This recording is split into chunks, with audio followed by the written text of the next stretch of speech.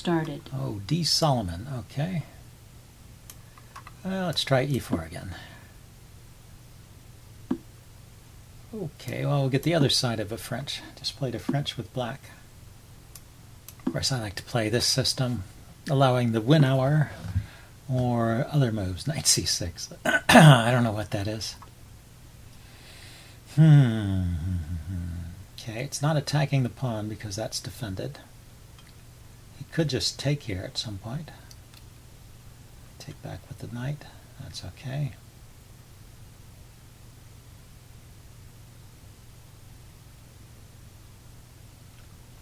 Yeah, he blocked his counterplay with C5.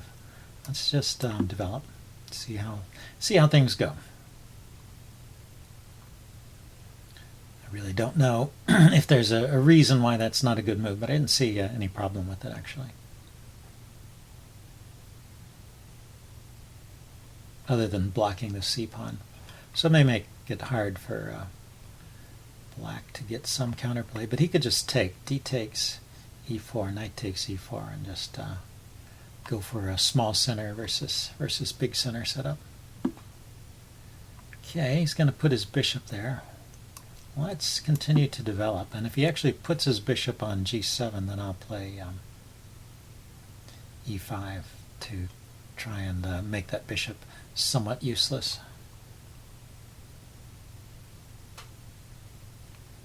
Looks like he's giving away a lot of dark squares here with that move, but we'll see.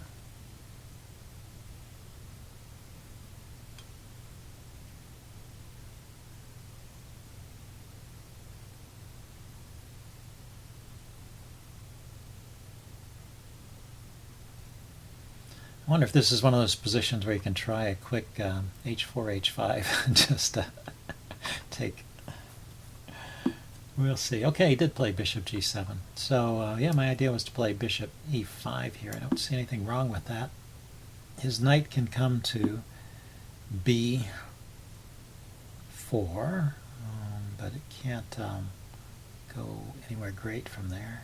It can come to A5. This knight. This is an idea. This knight can come to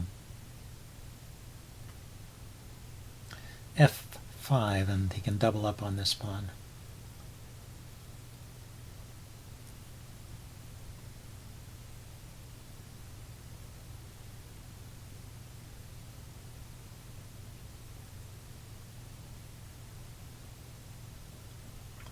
Okay, I'm going to play aggressively here. I'm going to play G4 to stop the knight from coming to F5 and H4, and we'll see if this is a way of playing that actually makes sense.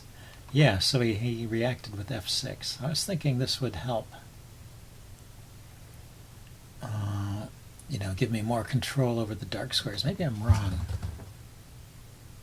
Pawn takes. How is he taking back? With the bishop? The knight here, he can take the knight.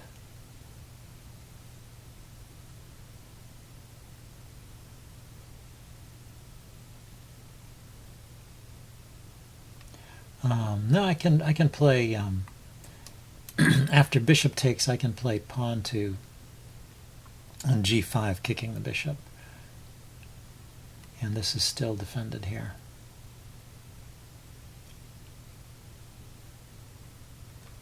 It's not my usual style of play, so I don't know. I don't know if this is going to work out, this early advance of the pawns. But it seemed interesting. Okay, so I've got two pieces defending my d pawn, and he's got two attacking, so he has to retreat. And now I have to be careful that I don't lose this pawn. It seems like this is kind of a key to my position, and he can pile up on it with knight to F5. He could also sack the exchange on F3, where it takes F3. This bishop is still somewhat backwards. Okay, so let's go here. Maybe queen to D2 and castles is an idea. If he takes the bishop, I'll take back with a pawn, and for the moment, this is adequately defended. Everything is. So, well, let's see what happens from here. Now I can castle queenside, get another piece on the on the d pawn.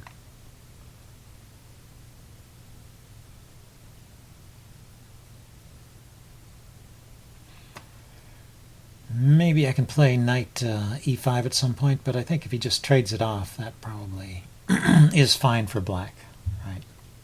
Gives away the d4 square.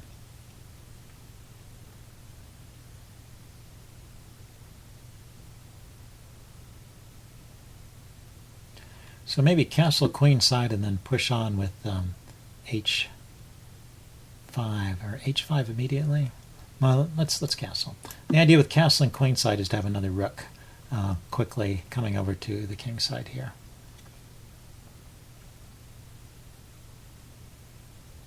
As well as more support for the d pawn.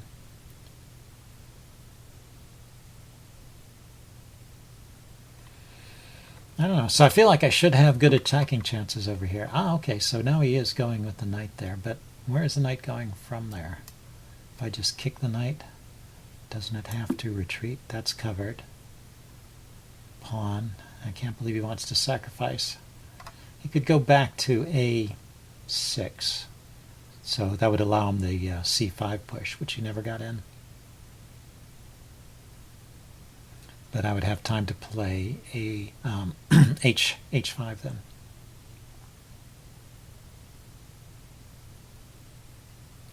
h5 take, and then double on the h file.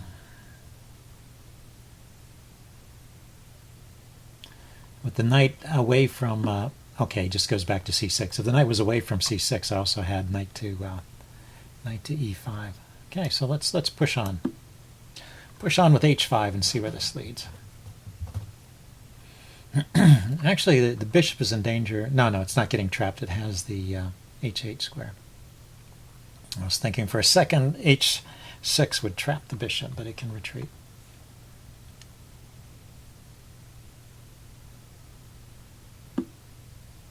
Okay, so we did decide to take off my my bishop. So now I have a very solid center here. And I can put my bishop on d3, which is a good square for it. Bishop on d3 will help with this attack on the g-pawn here. And the knight has another way to build up pressure on that by going to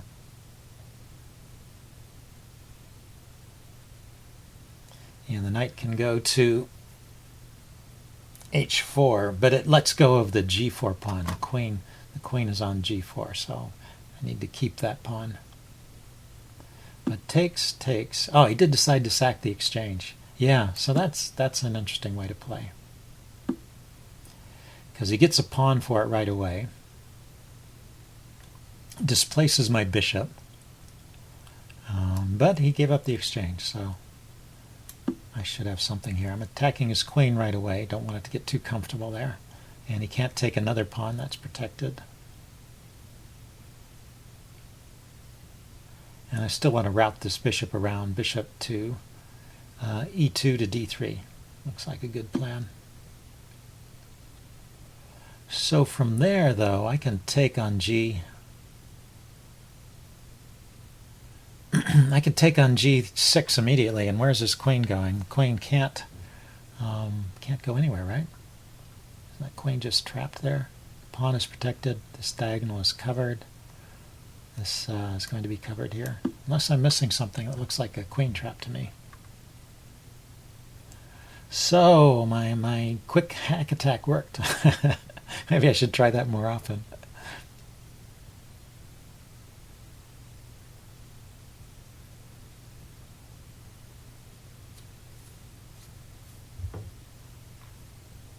Black resigns.